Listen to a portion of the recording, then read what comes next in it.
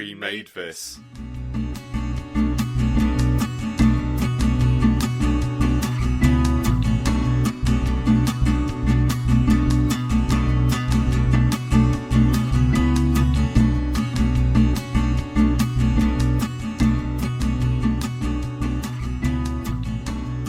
Hello ladies and gentlemen, and welcome to Pick Up a Podcast in this penultimate episode before we finish the first season.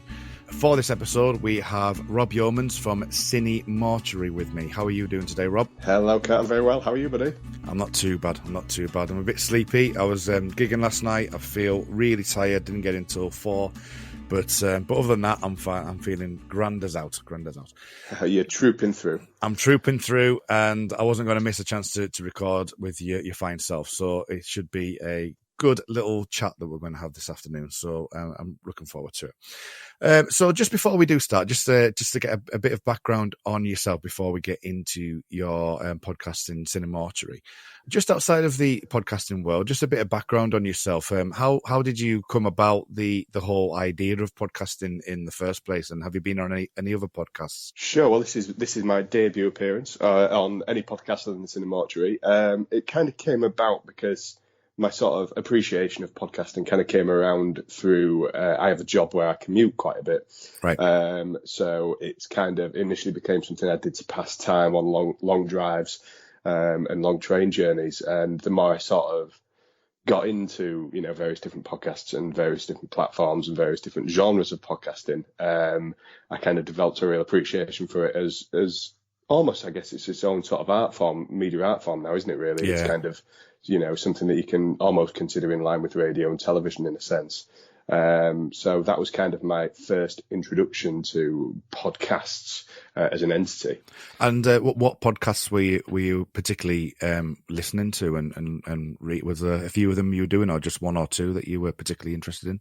So it started sort of fairly small with one or two. I have sort of background in film and television, so I listened to a lot of sort of film review podcasts, and a friend of mine had a film review podcast, and the usual sort of Mark Commode podcasts and that kind of BBC Sound side of things, and me and if you've ever listened to Cinemortuary, me and Chris in particular have a bit of interest in professional wrestling, which comes across sometimes in the podcast, and we're both kind of quite fond of some comedy podcasts based around the wacky world of wrestling as well. That's kind of what got me into it, really. So I watched, what did I watch the other week? It was I can't remember his name now, but it was The Undertaker in the cage match, the famous cage match where they were on top of the cage. Oh yeah, with Mankind, yeah. With Mankind, yeah. I thought that was a great documentary. I don't know where that came from. I think it's like a 20-minute, half-an-hour documentary, but I found that was really good. I was into wrestling when I was younger. Even when I was really young, into like the Big Daddy stuff. And I think everyone goes through a phase, don't they? And some of us, the phase sticks with us for longer than perhaps is socially acceptable, which might be the case with us. But yeah, that was one of the sort of areas of interest that I initially had when I started listening to podcasts. With regards to sort of the background, you mentioned you were in film. You're in film and TV, and that's kind of where you focus on. Was that how you got together with the other two members of Cinemortuary? Yes, it is in a sense. Three of us studied at Sheffield Hallam University. We all studied film and media production together. Chris and Dave, were both from the beautiful seaside town of Grimsby, and I think they knew each other briefly from college. I'm from York, right. So I kind of met them there, and we lived together for a year and a half at uni, and kind of bonded over a sort of mutual love of genre films, basically. Not so much the typical sort of film studies arty kind of art house side we kind of shied away from, but we were a little bit more into the grittier and the sort of the more guilty pleasure side, I guess you could say. Right, yeah, and I think that really comes through on the podcast as well with some of the films that you've covered. Now, being in film and studies, I'm guessing from a recording point of view that there's a particular way that you record the podcast from that side. Have you got access to equipment and particular things that you can make use of with regards to your recording of the podcasts? Yeah, so we're quite blessed in a sense, because Dave actually works for a corporate videography company that he set with two of his friends. And he's now based in York with his company, and he has a sort of little recording studio there because he does both sort of post and sound recording. So we're kind of blessed that he's got a bit of a setup there, and Chris uses it as a nice excuse to have a little holiday away from Grimsby once a month when we record a block of episodes. So we get together at Dave's and just have a bit of a laugh over what we've forced each other to watch, basically. Right. Okay. So you actually do travel up to York to do that? Yeah. So I'm based in York, and Dave also is now based in York. So Chris draws the short straw most often, and does the journey over. Comes, stays with me, and we'll go out and have something to eat and do a bit of podcasting. That's usually how we attack it. Oh, great stuff. So we are just going to the very first podcast that you did with Cinemortuary. You're saying that was your debut on any podcast apart from mine, which is a great honor to be the second one.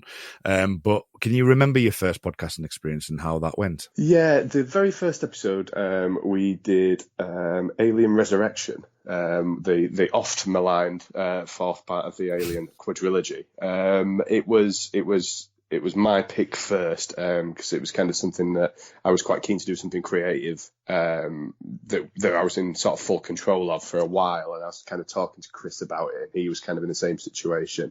And eventually we kind of stumbled upon doing a podcast about horror reboots and sequels of a questionably quality nature, basically. It was I'm a bit of a horror nerd from my youth, and Chris is kind of not so much aware of some of the more niche sides of horror, and Dave kind of is a fan of any kind of niche cinema. So it's kind of Dave's the sort of creamy middle between me and Chris's knowledge. So it's quite a nice balance that works for us.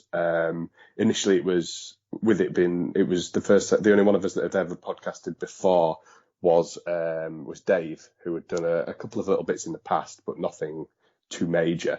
So it was both me and Chris's first ever time in front of a microphone, really. So the first sort of 2 or 3 episodes is very much a learning experience, and I've not listened back to him for a while, but I think we've kind of developed quite a bit from there, I guess, like anyone who does podcasting for the first time. Yeah, I listened to that first episode, actually, of Alien Resurrection. I wasn't sure if that was your first one or not, but there is a decided change as you look into sort of the ones that you've done recently, where the format from the beginning was very formal, kind of like what I do. You have a bit of an introduction, and you effectively said, right, Rob's going to be the one that's chosen this film and why this film and things like that. Where I've noticed that the later ones, you start the podcast in mid conversation. Was that someone's idea? Did that come naturally? Yeah, that was Dave's idea, who, as I say, does all the recording and the editing of the podcasts, and he kind of felt that we were almost a little bit too typical of a lot of kind of other podcasts that cover films, and it was a decision that he kind of made and sort of sent it over to me and Chris to see what we thought of kind of when we're there. We're just 3 mates who talk nonsense at each other for an hour and a half, and we kind of felt that we weren't really getting across the kind of the colloquial nature of our conversations, and it was just something he suggested doing, and it's kind of gone from there, really, where we kind of have a little preamble of, covering topics such as, Chris's petrol expenses before we get into the sort of meat and bones of what we're talking about. Because sometimes we've especially recently, we've been trying to one-up each other with the appalling quality of films we've been picking, and it's sometimes nice to delay talking about them for a little bit, or as long as it's possible. To be honest with you, sometimes get. Yeah, I can imagine. So when you actually are recording, do you just press record when you get there and you just chat away and just let it naturally flow, and then just decide when you're going into it, or is there a pre-planned, or we'll press record and give it 5 minutes, or how does that all work? Well, what tends to happen is that we'll have a sort of because we tend to record in blocks of 3, just because with Chris commuting quite a distance, it's easier for him to do it in a block. So we tend to have a bit of a chat over roughly what we're kind of going to cover. We try and keep from each other our scores that we do in the end and our opinions of the film, so that we can kind of have that organic discussion when we're recording. And the sort of preambles that we've started doing were kind of basically Dave just pressing record without telling us, splicing in a few bits thereafter. So that's kind of where that got started, really. Right. Okay. And so regarding editing, I know there's quite a lot of added in features of the film itself, and there's elements of like jokes that are made throughout the actual way that you're talking. Obviously, you're talking more like as if you're in a pub, or as if you're just generally talking in such a way that that will lend itself to a particular clip that's maybe not even anything to do with the film when you put random stuff in there. Yes. Where's that all sourced from, and is there a particular point where you all go through that, or is it just purely Dave going through the actual recording and going, I know I can fit that in there? It's a bit of both, to be honest. It's quite often a lot of the post production and that kind of very left field humour that's in the podcast comes from Dave. He's very much that kind of guy, and I think he wanted to do something. He's quite desperate to do something with it that kind of isn't just your typical, three guys sit around talking about a film, which there's absolutely nothing wrong with. But of course, there's quite a bit of that out there. So there's millions of them. Exactly, yeah. So he's quite keen to sort of get a little bit of our personalities across and make it kind of something that's just a sort of experience for the listener to get to know us as people as we go along as well, and almost pick a side when we're having our debates, which we have had some nice feedback on. So yeah, it's a lot of it's Dave. I mean, obviously we all three of us always discuss it, but yeah, that kind of editorial side, Dave will always make his first cut and we kind of leave him to it, and then he'll send it over and we'll take it from there, really. That's kind of the system that we've got into. So when you have chosen a film, do you choose the films in order? Do you go around, or is it just a case of 3 films, record the 3 films in one batch, and all 3 of you choose one film each? Yeah, so what we generally do is when we reach the sort of 3rd episode of our recording, we'll go around in the order that we do the episodes, and we'll reveal in recording to each other our next picks. We don't tell each other beforehand, right. Again, just so we have that sort of more organic reaction to whatever fresh hell we draw out for the others, and we sort of splice them into the end of the appropriate episodes in post, basically. But yeah, every recording session we go to, we do not know what we will be watching for the next one. Right. Okay. So when it's your choice, do you do any? You said you're a bit of a geek on that aspect anyway, but do you do any additional research before you actually go into the recording process for your film? I sometimes do. Yeah, it totally depends on the film. I always like to do a little bit of research and sort of contextualize around the film, and I usually try and find some sort of nuggets of joy, because we're kind of, we know we're watching not very good sequels and remakes for the most part, although we try to pick good ones as well every now and again to kind of break things up. But the sort of the aim and the point of the podcast is not to sit for an hour and a half and laugh at a terrible horror film. The hope that we have is that we can sometimes pull out little nuggets of joy from an otherwise cesspool of horror sequels. That's kind of our hope, and our aim is to try and inform the listeners of, yes, a lot of these films aren't very good, but some of them have redeemable features, and there are 2 kinds of shit, basically. There's there's enjoyable and irredeemable, and we try and find the enjoyable, sometimes successfully, sometimes not so much. Okay, well, that leads me to a question I was going to ask at the end, but I'll ask it now. So what do you feel is probably the best sequel to watch that is the worst film, the most enjoyable to watch, but is a particularly bad sequel? Yeah, sure. So the one, I guess, that I'd immediately go to of the films we've done is probably Jason X. The idea of Jason Voorhees from Friday the 13th in space is incredibly ridiculous, but incredibly enjoyable at the same time. And there is some, to quote us on the podcast, there is some top end kills also in that film, which are highly, highly entertaining. So that'd certainly be a strong candidate. Brilliant! I'll have to get that DVD out. I don't think I've got Jason X, so I'll have to yes, have a look at that. do. There is a little David Cronenberg cameo of all people tucked in there as well, so it's worth a watch. Brilliant. So when you're going through the films as well, I know you're saying you want to make it as loose and as forgiving as possible during the course of your recording, but you do generally just go through the main scenes or the main acts of the film itself. Was that a conscious choice, just a simple choice of we just go through it and we'll see where it takes us? Yeah, exactly. It's we all make quite detailed notes as we're watching the films in sort of chronological order or narrative order, should I say. And we kind of like to work through it that way, and just so that there's a sense of ease of the viewer to recognise, because we do quite a few of the folks that follow the podcast like to watch the films beforehand and follow along.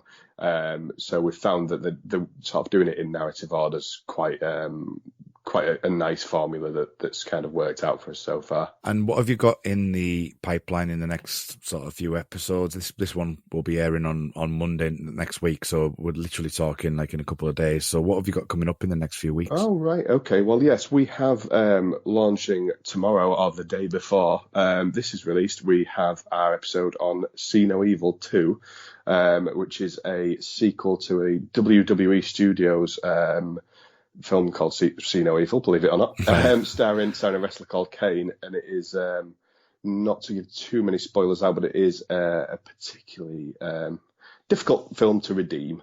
And then in a couple of weeks after that, we're kind of switching it up and doing one of our occasional episodes where we look at a remake or sequel that's very, very good. So in a couple of weeks after this episode's release, we will be looking at Alexandre Aja's The Hills Have Eyes from 2006 as well. Oh, right. Okay. That'd be good. Over the course, how long have you been doing the podcast for now? How long has it been going on for? We started in October 2017. Right. And we've been every 2 weeks pretty much consistently since then, other than we this Christmas New Year fell quite awkwardly for releasing. Our non-release day fell on New Year's Day, so we put it off by a week for that. And Chris has had a bit of time off recently, and Dave's also been away on a work project, so we didn't release.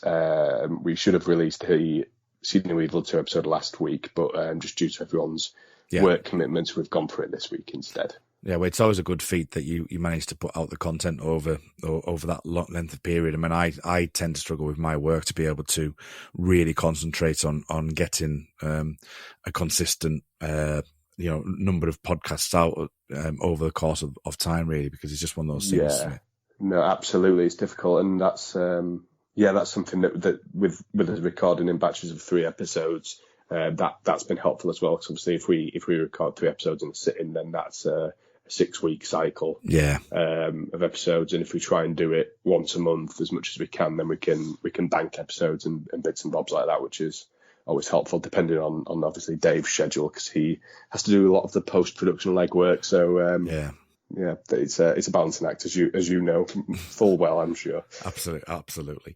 That's part of the reason why I've decided to make this season of Pick Up a Podcast. I did 5 before Christmas as a kind of a trial to see how it would all go, and I've decided that that I would leave it at 10, give it a break, and then come back later in the year. So that's kind of the way that I'm kind of focusing it on, really. So I've also picking up another project, which I'll mention at the end of this one as well. So it'd be good to do. It's all on the We Made This Podcast network, which we're both on now. So yes, we are. Yeah, which is a really lovely thing that Tom's put together, and it's really nice to share the love between fellow members of the network. Definitely, absolutely. So one of my final questions is, over the course of since October 27 up to now, what are some of your favourite and worst moments that you've come across over the podcasting time? Have you had any particular challenging things happen? Have you had any fantastic, memorable events happen over the course of the time of recording? Oh goodness, yeah. I mean, in terms of, we've had a few films that we've picked that we thought were going to be completely irredeemable, and we've found a lot of joy in them. One example of that, we did an episode on the 2009 remake of My Bloody Valentine, which really on paper should have been an absolute stinker, but it's actually a really fun, enjoyable little movie, and I do recommend anyone to watch it. It's probably better than the original, which is not one of the great slasher films. Don't get me wrong, but it's interesting that it's past its original. And another one that we covered was a notoriously poor sequel, which was The Exorcist 2, The Heretic, which I picked, and it was basically so irredeemably awful that I'm still attempting to pick slightly more enjoyable films for Dave and Chris so that they'll forgive me. I'm on a bit of a redemption arc, but I don't think I'm quite there yet. So, so yeah, time will tell if I get the forgiveness. But yeah, that was a pretty irredeemable film. Right, so you're still begging forgiveness then? Yes, I think I will be for a while. Okay. I'm guessing you're the one that's still buying the rounds and the meals then when you go out. Yes, very much so. I'm still buying the recording pizzas for Chris and Dave, and will be for some time, I fear. All right, fantastic. So how can people find the podcast online, and where about can you find yourself as well? Sure, yeah. So the podcast can be found on Twitter and Instagram at Cinemortuary, on both of those platforms. And for those using Facebook, you can find us if you search for the Cinemortuary podcast.